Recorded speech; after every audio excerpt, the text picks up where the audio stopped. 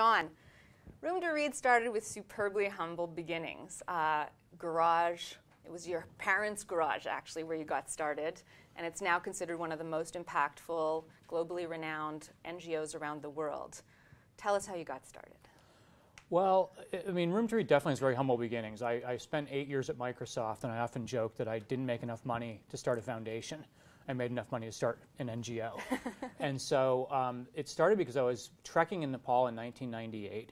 I took a long break from Microsoft for my 7-year anniversary. And Nepal is, you know, a poverty-stricken country, but wonderful people, super friendly, really some of the nicest people on earth. Second day there, I met a headmaster who said, "Can you come visit my school? I'd like to show you my school." And it's great. Thought this would be a chance to see the real Nepal, not the trekkers' Nepal.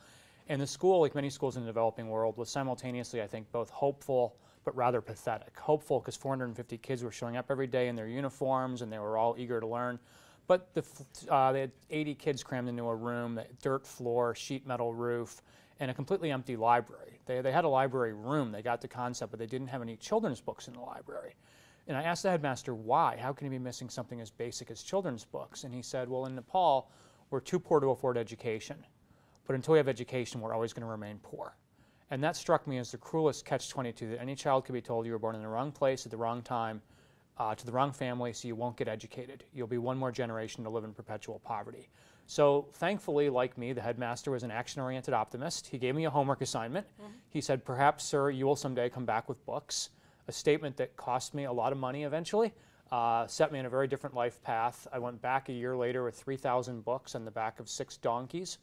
And it was the happiest day, 500 books per donkey, happiest day in my life, and certainly I think the happiest day in the lives of a lot of kids. These kids had never seen brightly colored children's books before, so they were like stage diving onto these books and just had these, you know, open smiles, and they were so fascinated by what was there. And my father was with me at the time on this trip, and we felt good, and we were talking that night over a beer, and he's like, congratulations, you made a big difference in the lives of a lot of kids. And I said, Dad, this is just a drop in the ocean. In a world where 773 million people are illiterate, where 200 million kids don't go to school, we can't stop at 1.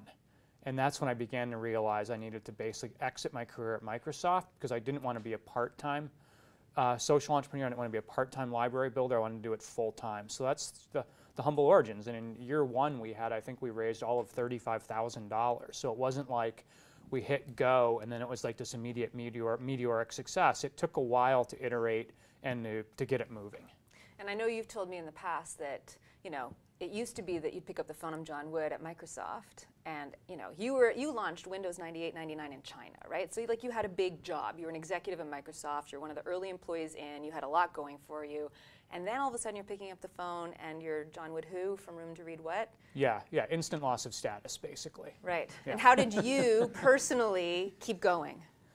I believe there's a quote from, I think it's Voltaire, who said, nobody ever erected a statue in honor of a critic. No, it's Sibelius, I think, who said that. But there's a lot of critics out there and a lot of people who will tell young social entrepreneurs all the reasons things won't work. And I just believed I was just going to focus.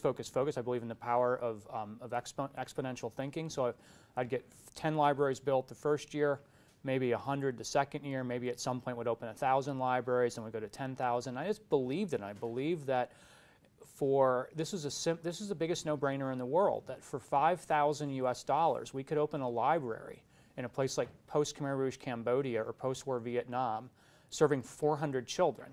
So it's $12.50 per child served to give a kid something they would not have otherwise had, which is a hand up, not a handout, because education ultimately is a hand up. So I just guess I just had faith that educated people would listen to my pitch, and I could say to people like you, hey, you and I got lucky, we're born in the right place at the right time. Our systems may not be perfect in the US or Canada, but any kid, any family in Syria or any family in Cambodia would kill for what we have. They wouldn't kill, but you know what I mean. They would be so grateful to have what we have. So I just had faith that educated people would listen to my pitch to say those of us who have gotten a great world-class education have an opportunity to give that same gift to a child who might not otherwise have gotten it. And thankfully, the track record's proven my optimism to be right. Right. A lot of people have gotten involved, and they care deeply. So let's talk about people who care about Room to Read. The second session of our MOOC, our GROOC, is on co-creating, this idea that a team of people come together to work on solving a major social issue. And the idea of co-creating means that people get to know each other meaningfully over a common mission. Could you speak a little bit about sort of the early days of the kind of employees that you brought on board, the kind of volunteers, like how you went about bringing people to the cause? Yeah, it's a great question. So from the beginning, I wanted this to be a team sport. Sometimes being a social entrepreneur can be lonely. You're just kind of by yourself and you're waiting for the phone to ring and the phone isn't ringing. In my case, I was very, very fortunate. There was a Nepalese gentleman named Dinesh Shrestha, whom we had met early on in the book delivery process. Dinesh is still with us, a Nepalese gentleman who had worked for GTZ, the German aid agency. He was our first employee to really embrace the idea of local, local, local. Don't send expats overseas in Land Rovers to boss the local people around. Hire Nepalese in Nepal, hire Cambodians in Cambodia, hire Vietnamese in Vietnam. Today, over 90% of Room to Read's employees are local nationally, speak the language, they're close to the customer, close to the student, they know how to get things done at a local level. And that's, I think, important because too much of foreign aid or international assistance is about well-meaning people going from Canada or Switzerland or France or the US to the local people and then telling them, here's what you have to do. Right. Secondly, my co-founder, Aaron Ganju, like me, a corporate refugee. Aaron did 2 degrees at Johns Hopkins, was an analyst at Goldman Sachs in both New York and Singapore, helped start Unilever's business in Vietnam. One day she had an epiphany and she said, I want to do in Vietnam what that John Wood guy's doing in Nepal. Thankfully, rather than starting her own separate NGO, she met up, we had a mutual friend, she connected with me. This is in the pre-LinkedIn days, so I think it was a kind of a cold call that she did. She said, I want to do in Vietnam what you're doing in Nepal. And I said, great, let's get together and talk. And we're together, we've been together ever since. When I gave up the CEO role, Aaron was the natural person to come in as a CEO. Third, we knew that capital would be scarce. There was more need. Like every time that we got funding for one school or one library, we found 10 or 20 other villages that also were putting their hand up to say, we want that for our community. And so we recognized that capital being scarce, we wanted to build out a global fundraising base. So the early volunteers were super important. We called old friends from Chicago to London to Seattle to San Francisco to New York to say, will you host a house party for us? And that's how the Room to Read chapter network got started. Again, humble beginnings, we didn't know what we were doing.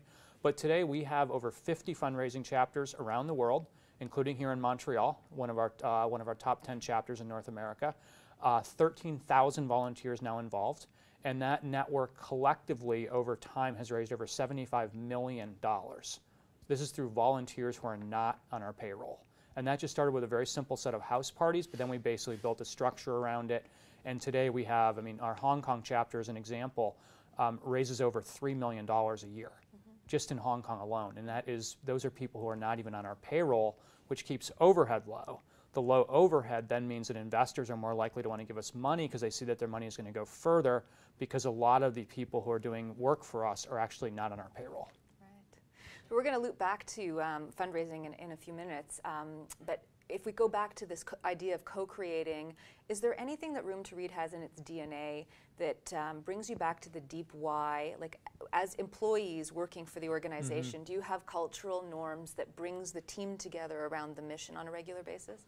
I think so. I think at Room to Read, we're all passionate about education. Pretty much when you interview anybody, if they get to me and they're in the final round, almost always books, reading, something like that. We have like probably more library nerds per capita working at Room to Read than any other organization in human history. Book lovers. But also I think maybe that part's a little bit obvious since people are going to choose where they work based on their passion. I think what also brings us together as a culture is we have what we call a GSD mindset. GSD standing for Get Shit Done. Right, I looked at the world as it was 15 years ago, and I went to philanthropy conferences, and it felt like there was just like a bunch of like air-shaped words, or word-shaped air, I guess you would say. And people were talking about all the problems, all the obstacles, people were whinging, and I was just like, come on, like let's just get something done. Let's just wake up every morning eager to not talk about the obstacles, but to actually talk about what the solution is, and then implement that solution rapidly. And so I think that how we hire at Room to Read and how we self-select is really, I think, based around passion for education, strong work ethic, GSD mindset. Nice, nice. Yeah. And so just since you've talked about this mindset of GSD, which I love, and I hope everybody wrote that down, get shit done, that, by the way, will buy you into a job if you can prove that you're getting stuff done to a future employer, not just a whole bunch of ideas that you have. Could you just take a moment, like some of the things that you learned at Microsoft as an exec and as a former MBA, like how you applied some of your skills to getting stuff done at Room to Read? Yeah, well, I think first of all, Microsoft was an organization that, when I was there in the 90s, they was always setting very bold goals, publicly declaring a bold goal. When Steve Ballmer and Bill Gates said a computer on every desk and in every home, that at the time, believe it or not, seemed like a pipe dream. Because, I mean, computer penetration was less than 10% in the home. Now, of course, we all walk around with computers in our pocket and iPads and iPhones, and some of you may have a Surface device, maybe not. Everybody's like, what's a Surface device? It's Microsoft's version of the iPad. But no, my point being that Microsoft set very, very bold goals early. So I did that at Room to Read. We said early on 10 million students reached by 2020, which seemed like an impossible pipe dream for a bunch of cash-strapped startup social entrepreneurs. I believe bold goals attract bold people, and that's happened. So many people have said 10 million kids by 20. How are you going to do that? And I've said, you're going to help me. You're going to get involved. We've really cast a very, very wide net, and now we're going to reach our 10 million student this year by the end of 2015. So we took that big, hairy, audacious goal of 10 million kids by 2020. We got people to rally around it. We built out a global network of supporters and volunteers, and now we're going to reach our 10 million student by the end of 2015. So I think that's number one. Number two, Microsoft as an organization was really good at having very crisp, very clear branding, very clear logos, very clear customer value propositions. I think the NGO world, or the whatever we want to call it, the social sector, quite often is where bad brands go to die. You see these brands and you don't know what they stand for. You ask somebody, what are you all about? What is your organization all about? And they will give you a 3-minute dissertation. And I don't want a 3-minute dissertation. People are busy. What we said from the early beginning was, Room to Read, world change starts with educated children. People can nod and agree with that, or they could say that's not my issue. But at least they know what we stand for. World change starts with educated children. Okay, that's what you're like. Then that gives us permission to then go further to say, okay, we focus on literacy, we focus on gender equality. We're reaching 9.7 million young boys and girls so far, 10 million by the end of this year. So I think the branding is really important, and I think also the elevator pitch is very important, to be able to state succinctly what you're all about, what's your model of change, how can people help.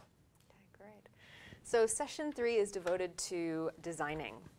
And Henry and the team, we believe that people want to change the world. They have a vision of what they can do in order to create that change. And then they set off to do it and realize that it's a non-linear process, that they're iterating and that they have to change course on a regular basis. Could you tell us a little bit about sort of Room to Read's journey and the early stages of learning to get to the prototype where you scaled then? Yeah, definitely. We had to iterate a lot. I think if you stay in the ivory tower and you wait until you have the absolutely perfect solution, you'll never get anything done.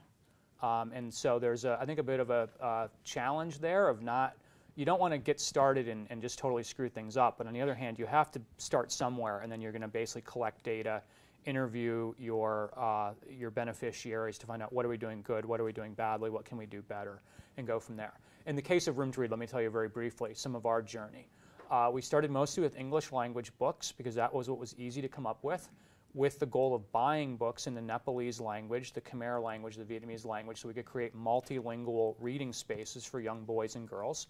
The reality was that we couldn't spend the budget we had put aside for local language children's books because the for-profit publishers don't publish books in languages spoken by poor people. Why would you? There's no market there for a book in Lao or a book in Khmer when people are living on $1 a day. So we decided early on we had to become a publisher. We would go find the Dr. Seuss of Nepal. We would find the J.K. Rowling of Cambodia. We would find the Tintin of Tanzania. We've now published over 1,000 original titles using local authors, local artists, local editors, local printing, so that the local people are empowered to create stories their kids can relate to, right? You don't want a kid in Cambodia seeing mom driving up in the Volvo station wagon to the suburban ranch home, and then the kid in Cambodia is like, what's that? What is that all about? Right? The kids in Cambodia, you want them to see a house that's up on stilts with a canoe tied to the back door because it's rainy season, and so kids get to see what they like. So first thing we did is we basically started to do local language children's publishing. The Skoll Foundation, Jeff Skoll, great Canadian, great foundation, underwrote. They took the risk of underwriting our first 10 titles in Nepal. Today we have 1,100 original titles in 25 languages. So that was the first iteration. Secondly, is we realized the libraries weren't going to run themselves. Initially, I think we were a little bit naive, thinking, well, it's a library. How hard can it be? They'll figure it out. But most of the adults in post-Khmer Rouge Cambodia or post-war Vietnam did not grow up with a library in their community like you or I did. So we had to really layer in the training, which is harder to get funded. People like to basically pay for infrastructure, something they can put their name on. But when you're like, okay, let's go to the software and do teacher training, librarian training, that was an iteration. Thankfully, we did. Unrestricted funding helps for any donor to give unrestricted, because then if the leadership team decides they need to pivot, you can pivot quickly without having to stop and ask permission to pivot. So teacher training, librarian training. And I think the third big pivot for us was switching from measuring by outputs to instead measuring from outcomes. And what I mean by that is in the beginning, we were measuring the stuff that was somewhat easy to measure. Number of classrooms built, number of libraries open, number of books published, number of scholarships awarded to deserving young women. We then, though, decided we had to move to basically measuring the outcomes. How many words per minute can a first grader read? How many words per minute can a second grader read? Are girls finishing secondary school? Are young women in our program moving on to university and tertiary education? And that was a little bit tough, because all of a sudden we're taking ownership of something that's actually happening inside the government schools in our host countries. And it was not an easy decision to make, but what was interesting is an organization's called Room to Read. And at an advisory board meeting, we were actually making the decision, are we going to make that final pivot to actually measuring ourselves on literacy outcomes? One of our advisory board members said, well, John, Aaron, there's a reason you didn't call your organization Room with Books, right? You called it Room to Read. So take ownership of that, of actually reading. The reading. So it was a lot of pivots, and I'd say for any young aspiring social entrepreneur is don't get frustrated knowing you're going to have to iterate. Get started. Keep your ears open, ask questions, measure things, be transparent, have meaningful debates about what the data tells you, and then go ahead and iterate to the next version. And iteration may never stop. It may be the perpetual hamster wheel that you think, now we've got the model.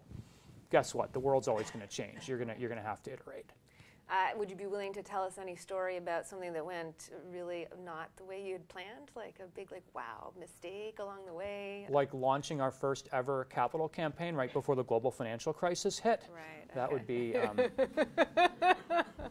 that's unfortunate. Yeah. Actually, the thing is we still got to our goal, though. It took us a little bit longer. But we actually had launched a $50 million campaign on stage at Clinton Global Initiative with President Clinton present, and me grinning like an idiot, being next to President Clinton, where we announced we're going to expand from our 5,000th library to our 10,000th library. And we needed about $50 million to do that. 50. 50, yeah. So it was definitely a bit of a challenge, because then the global financial crisis hit. And we just tried to remind people, yeah, your bank balance may be a bit lower, but think about what it'd be like if you grew up in a village where you couldn't reach. So we tried to keep people focused on the overall goal. And I would say probably that if I had it to go over again, we probably should have made the pivot to literacy earlier than we did by a couple of years. The challenge with that is that we had to put runs on the board with the governments before they would actually let us get in and start really meddling with an area like teacher training. So I think the good thing was once we were up to about 5,000 libraries, once we were up to 500 schools built, we started to have more credibility with the government. So then when we asked, can we come in and begin working more directly with the teachers on the pedagogy, on their teaching methods, on measurement, we had the credibility with the government by that point to be able to do it. So having all the outputs actually did help us to have the credibility to convince our host governments to let us pivot to doing a lot more training and a lot more direct work with the teachers in the schools. I remember you also saying the one regret that you had if you had to do things differently would be to hire somebody sooner, because you were flying solo in the very early days. So for a young social entrepreneur that's getting started with a huge task ahead of them, what would you suggest in terms of getting additional resources to do the work? I think the sooner, I think that partnerships work really well if you can find a co-creator or a co-founder or several of them. You kind of got the Steve Jobs, Steve Wozniak thing, something like that, where you actually have people that you can bounce ideas off of back and forth. If you look at Kiva, that wasn't one founder, there were co-founders, kind of like superheated molecules bouncing off each other. I think that's really, really important. Now, you may not get that just directly. Somebody that you want to recruit may not say, well, I'm going to come work with you full time. So what I've done is I've tried to find mentors, board members, people who are super well connected, who have GSD mindsets, and get them on the board. And then have them really be an extension of our leadership team. That if we need an introduction in New York or London or Hong Kong to somebody who's very high-powered, we can probably get to that person through one of our very highly connected and powerful board members. Great. So session 4 is about scaling, right? Taking something that's working as a prototype and then blasting it open so that just the impact is bigger. And you guys are like a success story on scaling. What do you attribute that to? Well, I'm going to go to my notes here because you very thoughtfully told me that this question was coming up, and I wanted to make sure this is the big one. So I wanted to make sure that I was prepared for it. So over my morning cappuccino, here is what I wrote and croissant, about. I hope, in Montreal. No? Pain au chocolat. Oh. I mean, when in Rome. Chocolatine. Je ne parle pas français. So room to read scaling. So let me just give you by the numbers where we are today, just very quickly, in terms of what we've actually scaled to. We have over 1,000 employees worldwide. We've opened about 1,900 school blocks. That's probably like 8,000 classrooms, something like that. 18,000 libraries opened, about 16 million books distributed. Over 31,000 girls have taken part in our long-term girls scholarship or girls education program. 9.7 million children reached so far. We've collectively raised about $375 million. We'll have probably about 400 million. Say that again, 370 million. 375 million wow. collectively raised, and about 13,000 volunteers worldwide. 5 global boards, an APAC board, Australia board, UK board, New York board, and a global board of directors. So that's what we've scaled to. So how have we gotten there? I think number one is, as I mentioned earlier, we had the bold goal. We had the big, hairy, audacious goal. We had the moonshot, 10 million children by 2020. If that number excites you, come be part of this movement called Room to Read. Number two, I think hire and delegate, hire and delegate, hire and delegate. You cannot hire, if you're tackling a huge problem, you can't hire fast enough and you can't delegate to them fast enough. And I feel like for 14 and a half years, that's really been the story of Room to Read, is let's just find smart, dedicated, passionate people, find a way to get them on board, find a way to get them on the payroll. Not always easy. It means you're constantly fundraising to pay for your salaries, but that's been really important for us to hire, delegate, repeat, hire, delegate, repeat. Number three is building out that global network, that I wanted to have a brand that would resonate from Japan to Australia, from Holland to Germany to Switzerland to Montreal, from Montreal to Vancouver. We don't have Halifax yet, but we're going to work on that. But build out a global brand called Room to Read so that people would know that I wanted to build like the trusted global brand. I said there's no equivalent of Médecins Sans Frontières for, I'm sure I butchered that, Doctors Without Borders, let's use English, but there's no equivalent organization when people think about, okay, there's a refugee crisis, who do I fund? You give money to International Rescue Committee, or you give money to Médecins Sans Frontières. For education, developing world at scale, there was not a trusted global brand. So I said, okay, that's a great opportunity. That vacuum is our opportunity. Let's go ahead and create that and build a global network.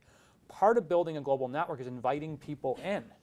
I am constantly inviting people in saying, please get involved, please join up with us. A lot of social entrepreneurs, I think, make the mistake of thinking it's just them against the world, or it's a very, very small team. I think that the more you can basically say to people, this is a team sport, please get involved, the better.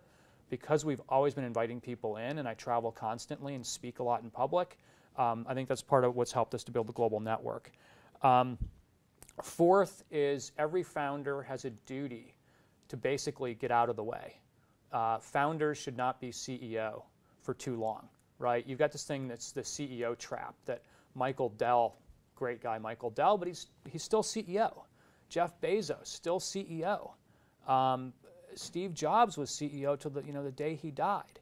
And in my view, I thought, well, and I was encouraged by this from our board to say, John, you could be CEO, or you could be a full-time ambassador for the organization and run around the world and make speeches and be on Oprah and write books and help us to build our support base and help us to build our funding base. So I think it was a very important decision of leaving the CEO position in 2008. We have quintupled our level of annual support during that time. It wasn't just me, it's a whole team, but we were under 10 million per annum. This year we'll be over 50 million. And I think that whole idea of the founder basically letting somebody else take over and then let her build her organization, let her build her next layer down. Writing 2 books helped us. You saw me on Oprah when Leaving Microsoft to Change the World was released. That was supposed to be a 6-week book tour. It turned into about a 6-year book tour. But it really spread the word and helped people to learn about us. And then, as I mentioned earlier, we spent a lot of time really focusing on building the brand and trying to create that trusted global brand for developing world education. So on a personal note, I just want to ask a follow-up question to the scaling thing.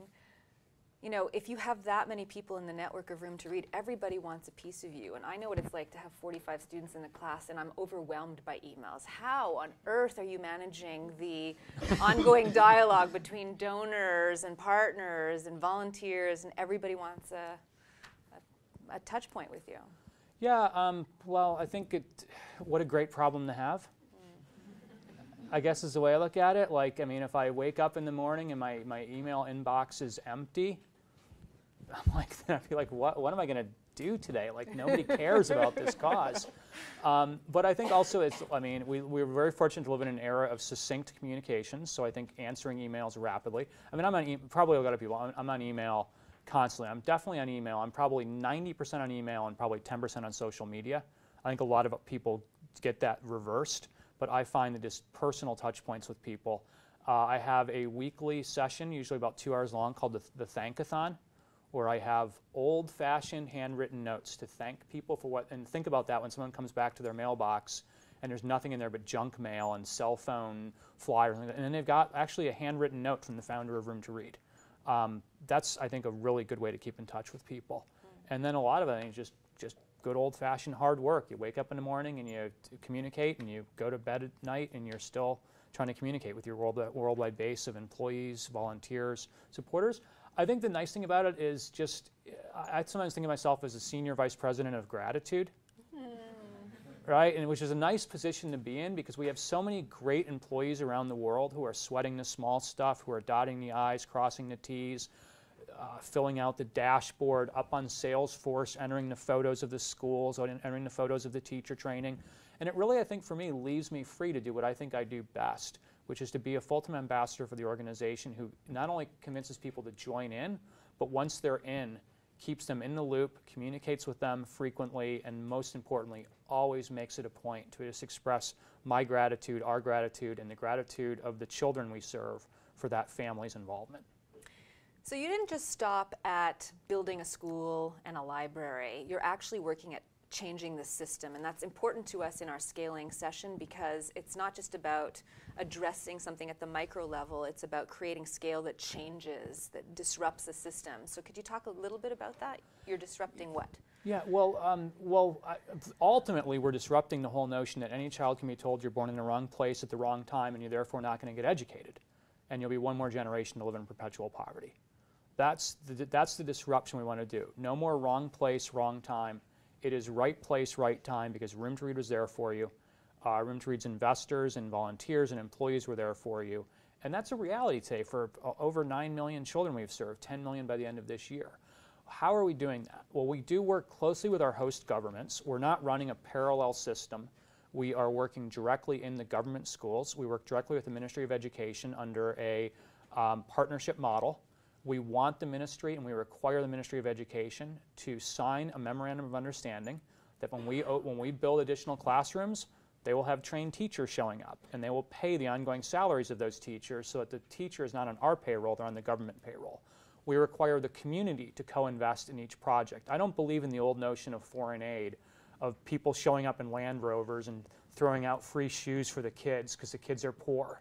And then, 6 months later, the kid needs a new pair of shoes because the children's feet grow. What we believe in very much is local empowerment in everything we do. So if we're going to build a school, we want the community to come out and dig the foundation.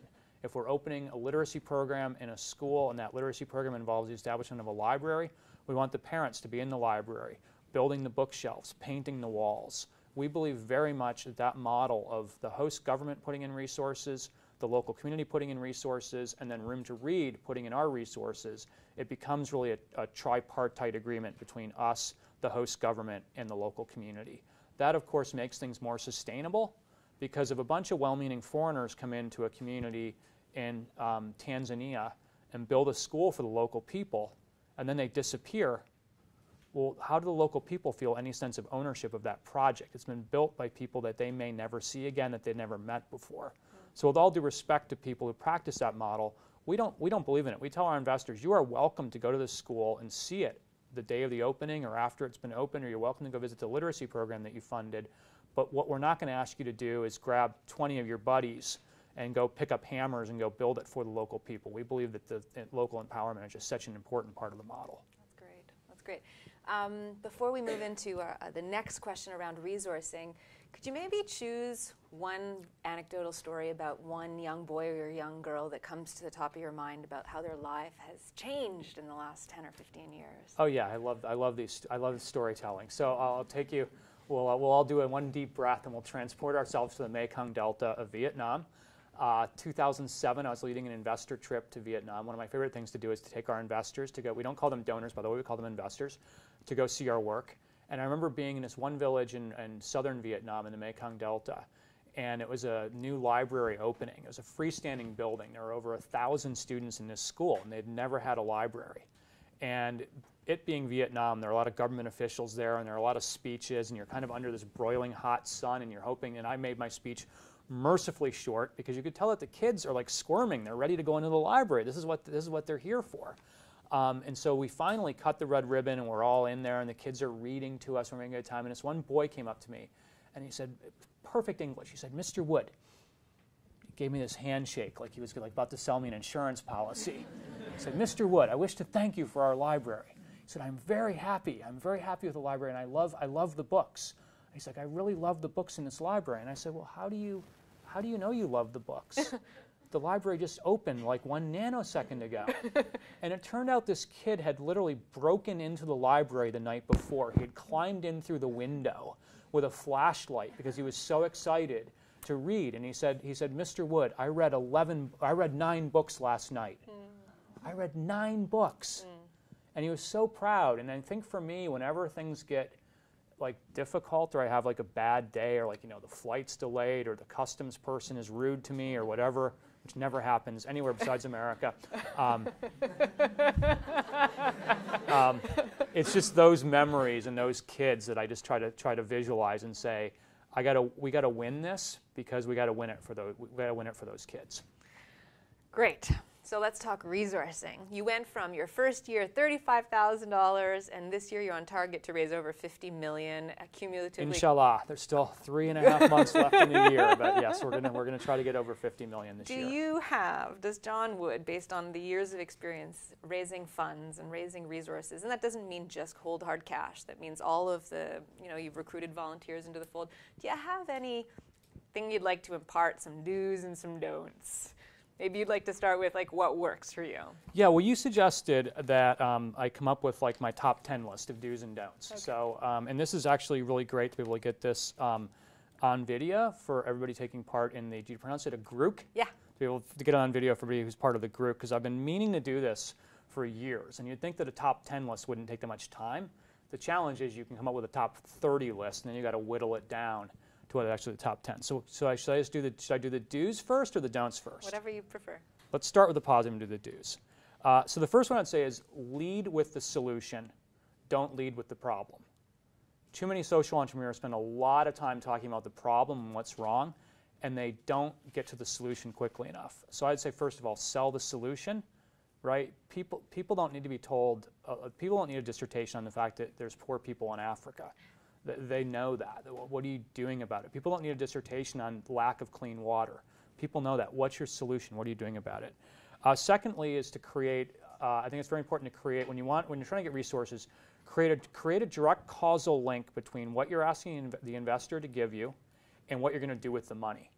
We call it the adopt a project model. From the earliest days, we said, if you give us X, $35,000 in inflation-adjusted dollars today, we can build a schoolroom. Or today we're telling people $10,000 US rebuilds a classroom in Nepal's quake zone. 20,000 rebuilds 2, 40,000 rebuilds 4. Easy math to do. So create that direct link between what people give you and what you do. Third then is report back to them. Give them photos, give them stories, take them to see the project. Let them know their money was well deployed. Anytime you can spend reporting back to an investor on where their money went and the result is a good thing, it's also key to moving that investor up to the next level, either more money or unrestricted money or writing an annual check but also taking the board seat. So reporting back is super important. Fourth is, I think, letting your investors know how seriously you take their investment and that you keep a very close eye on your books so that you're not spending the money on silly things. In my second book, Creating Room to Read, I talked about the no Land Rover policy. Right? You go through the developing world, you see all these aid agencies driving around in shiny Land Rovers. I said, why are you going to do that? If you spend $75,000 on a Land Rover in Cambodia, that means 300 girls can't be in your scholarship program that year. If you buy a parking lot full of them, how many kids do you deny in education? So letting people know, so for Room to Read as an example, we constantly talk about all the stuff we get for free. Salesforce, unlimited data storage in the cloud, thanks to Mark Benioff and Suzanne DiBianca and their team. Lenovo, free ThinkPads. Hilton, free hotel nights as we travel. We take low overhead at Room to Read very seriously, and we talk about it with our investors all the time. The fact that we are a charity navigator, 4-star rated, year after year after year with metronomic regularity, the highest rating. Only 1% of nonprofits have ever received 9 consecutive years of Charity Navigator 4-star ratings. We're one of them because we take the cash management very, very seriously. Fifth is find other creative ways for your investors to get engaged and support you beyond their annual check or beyond their biannual check.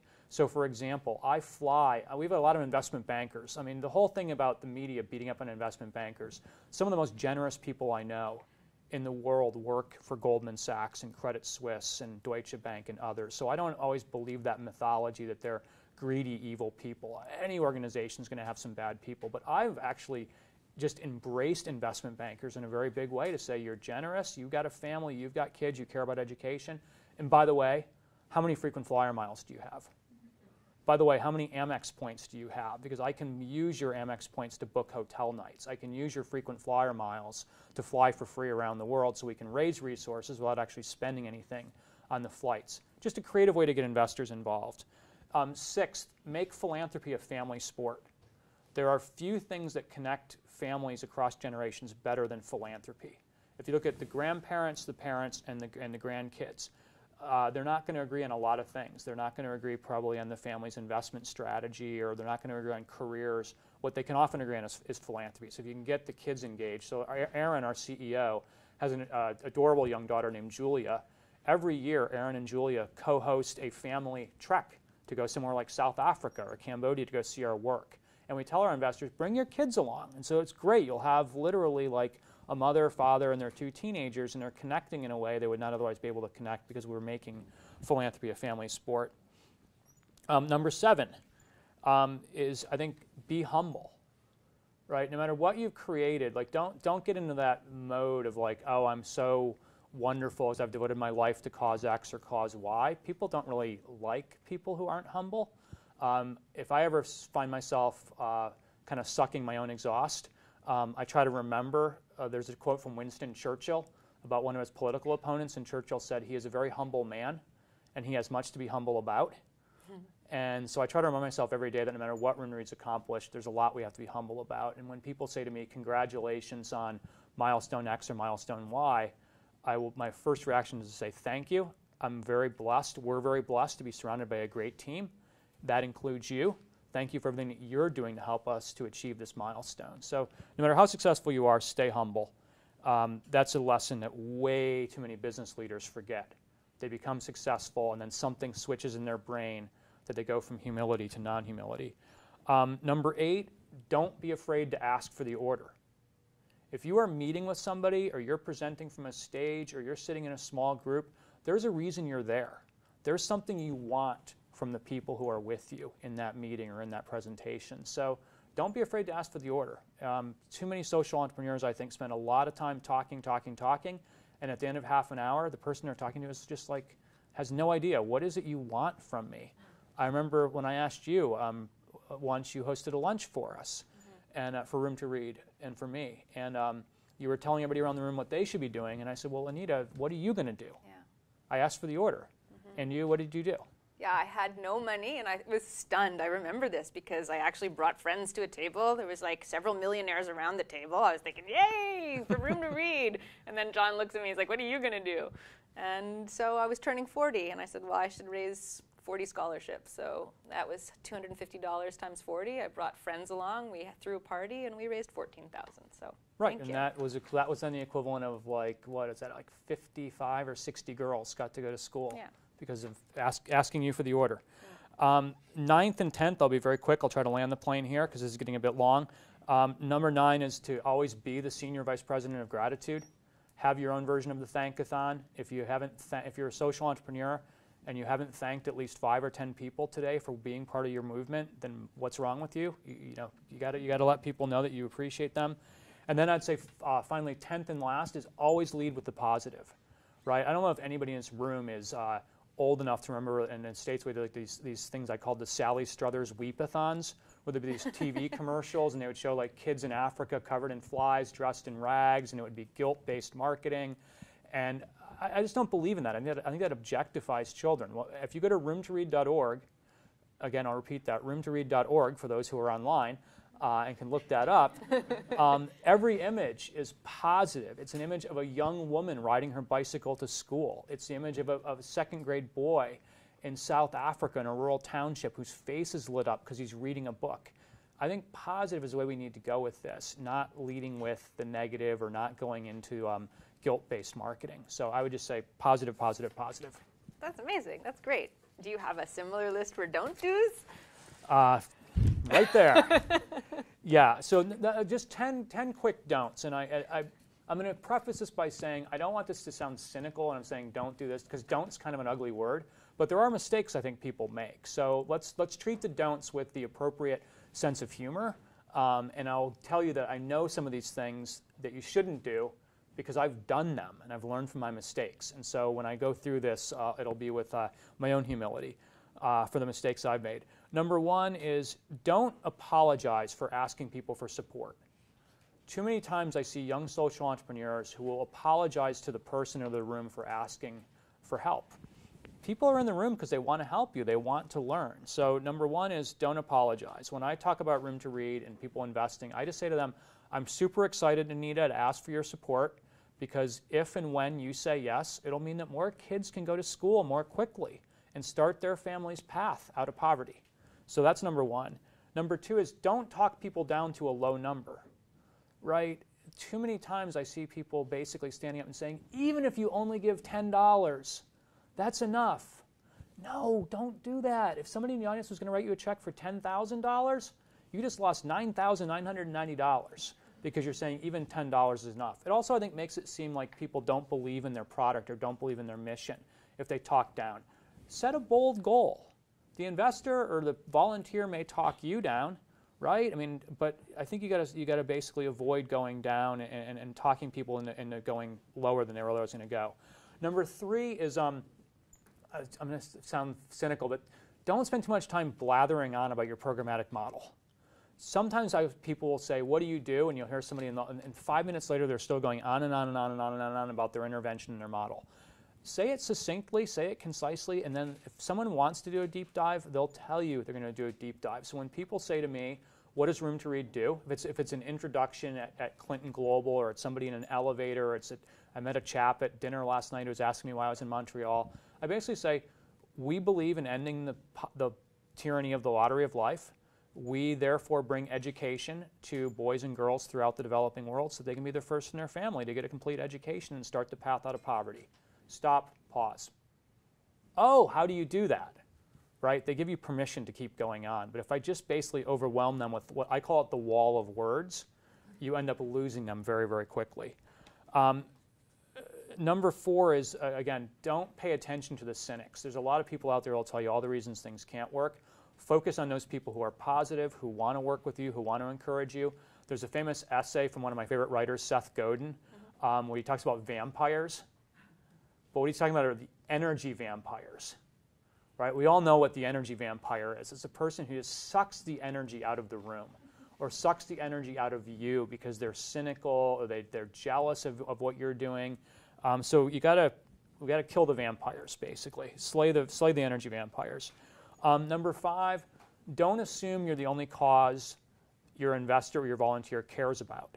Many people who are philanthropists have 3 or 4 things they love to do, and I think sometimes our conversations are too one way. So what we should be doing is to say, Anita, in addition to funding Room to Read girls' education projects, what else are you passionate about? What are you doing? And engage in that conversation. Number 6 is pretty simple. Don't beat around the bush. People are busy. People have short attention spans. If you're in a meeting for a reason, state that reason up front.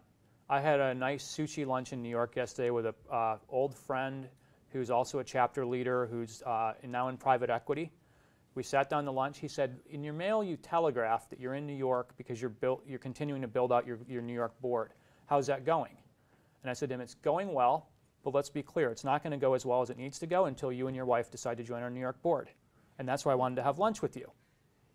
And he kind of looked at me, and I don't think he's in private equity, but I'm still not sure he's used to somebody being that blunt. But I just wanted to get it out there that this is what we are here to talk about, and now let's have that conversation. And thankfully, the conversation went well.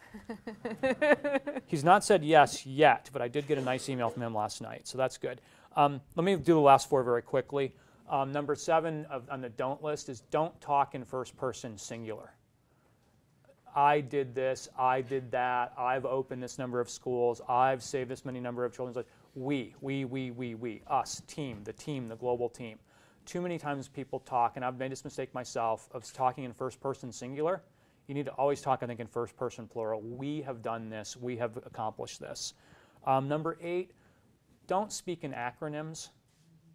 Anybody ever gone to a conference and somebody's on stage with PowerPoint slides and there's like all these abbreviations and you don't know what any of the abbreviations stand for and they're talking in secret code and you feel like you need a decoder ring to figure. Leave the acronyms to the United Nations. They've given us more than enough acronyms. They're good at it. Stop there. Number 9 on the don't list, again, I'm going to quote Seth Godin. Seth Godin wrote a famous book called Permission Marketing. I read it early in the Room to Read life cycle and used it. Seth Godin talks about something he calls interruption marketing, right? Interruption marketing is like a television commercial. You're totally into what's happening on television, and all of a sudden somebody's screaming at you about soap bubbles or your laundry detergent or whatever. That's interruption marketing. People don't like it and they don't appreciate it. It's the annoying people on sidewalks with clipboards, right? This is where you pick up your phone and you pretend you're on a conversation because you see somebody wearing, usually there's 2 or 3 of them, they travel in packs, they're all wearing the same t-shirt, they've got the clipboard, and they're like, hi, do you have a moment to talk about the environment? And I'm always like, what part of me walking fast with my head down with my late for lunch look on my face or my lunch meeting do you not understand? No, I do not have time to be interrupted to talk about this issue. I apologize, but I just don't like interruption marketing. I think it's obnoxious. Tell people what you do, invite them to come to a convening or a lunch or something like that, and then have them give you the permission that they want to talk to you as opposed to just tackling them on the street to try to sell them on your cause. And then finally, the 10th one is don't be over-reliant on any one funder. It's a danger for organizations if any one funder withdrawing their support can cause them to have to start laying people off, canceling projects, changing their model. Room to Read, I'm very proud of the fact that our global team will hit, inshallah, $50 million this year. But what I will say is no single funder is larger than 2% of our total donation base. So we can never be in a situation where one funder withdrawing is going to bring the organization down. A lot of work to get there to have that many large funders, but the nice thing about it is we're diversified. We're also diversified. We're about 60% individual, about 30% corporate, and about 10% foundation. So we want to have a 3-legged stool. Right now it's kind of like a 2.5-legged stool. And then geographically we're 50% North America, about 20% Europe, and about 30% developed Asia. So that's a nice hedge for us that we're collecting. If one economy goes into recession, it ideally should not affect us too much because we have a lot of other fundraising events and chapters in different cities and countries around the world. Thank you for sharing that. I'm going to ask. I'm sorry if that was long. No. We wanted that. Last question before we open it up to the students in the class, which is, how do you measure your impact? Well, as I mentioned earlier, in the beginning, it was really based upon output, so the number of libraries would open, the number of books would publish. Now we've moved, as we've pivoted towards literacy and gender equality being our 2 key goals, we're measuring in the schools how many words per minute can a child read in 1st grade. in our schools that we work in versus a control set of schools with similar socioeconomic demographics. How many words per minute can a student in grade 2 read? In India, we've hit a milestone, and this is incredible. We're talking about here about rural India, kids with illiterate parents in multi-grade classrooms, e.g. you could have a classroom where we were teaching grades 1, 2, and 3, but with our intervention, those kids in grade 2 in India, rural India, are now reading at 45 words per minute. An incredible result that we're very proud of, and then we're trying to basically figure out what's working and then take that to our other countries like Bangladesh and Nepal. We look at number of children. If you ask children, do you read for pleasure outside of school? Because habit of reading from a young age is one of our goals. So we measure what percent of students read for pleasure outside of school hours. How many books are checked out of our libraries, and how does that compare to last year and the year before that? For girls' education, we're looking at what percent of girls pass to the next grade, which is for us, it's in the mid-90s. Which is pretty incredible, because if you're born poor, female, in a rural village, to uneducated parents, in a poor country, you have 5 strikes against you. The world expects those girls to fail. But these girls study, they come to school, they succeed. We measure what percentage of girls finish secondary school with our support. What percentage of those who finish secondary school move on to university and tertiary education. I'm very proud of our life skills mentors and our girls' education program officers, who are these strong local women who work for us, butt-kicking strong local women who are on our team. We now have 73% of the girls who have finished our program moving on to university and tertiary. Our original goal for the girls was to finish secondary, and the girls have told us we're not being ambitious enough, that they think the goal should not end at secondary. The goal should be to move on to university and tertiary education. So we measure a lot. We're data-driven. We're data junkies. We have massive dashboards, so you can look at any part of Room to Read, from the literacy program to girls' ed to our financial controls, and the dashboard's going to light up green, yellow, red, based on where we're strong, where we're weak. And our rule in any management meeting or any board meeting is, don't discuss the green stuff, give a thumbs up to it, say congratulations, move on to the stuff that's red. Why is turnover of employees in this country higher than the norm, and what specifically are the 3 things we're doing to try to fix it?